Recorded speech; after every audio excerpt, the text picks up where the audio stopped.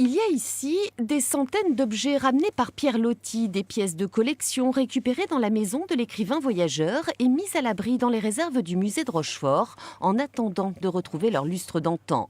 Faute de moyens, la ville lance aujourd'hui une souscription avec la Fondation du patrimoine. Objectif, trouver 50 000 € dans un premier temps pour financer la restauration des armes en provenance du Moyen-Orient. Et ce n'est qu'un début. Comme c'est une maison d'écrivains, en fait, tout a une importance. Du porte-plume jusqu'à la plus belle des armes ottomanes qui va revenir restaurer, tout cela, ça a la même importance. Je dirais, on ne fait pas la différence. Donc tout doit être examiné, objet par objet, et voir à un moment donné s'il y a la nécessité d'une restauration plus ou moins importante.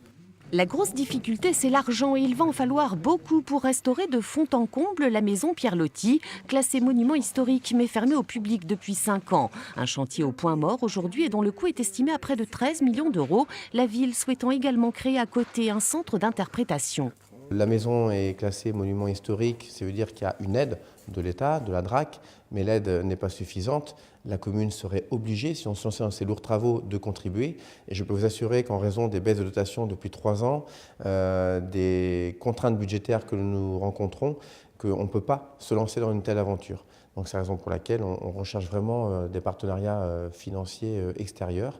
Et si d'aventure un mécène tombait amoureux de cette maison, comme nous tous nous sommes amoureux de cette maison, eh bien pourquoi pas ? Et il faut faire vite. L'urgence aujourd'hui, c'est la restauration du plafond de la mosquée qui date de 1894, des travaux de sauvegarde à envisager à court terme. Grâce à cette première collecte de fonds, la ville a déjà récupéré 18 000 €.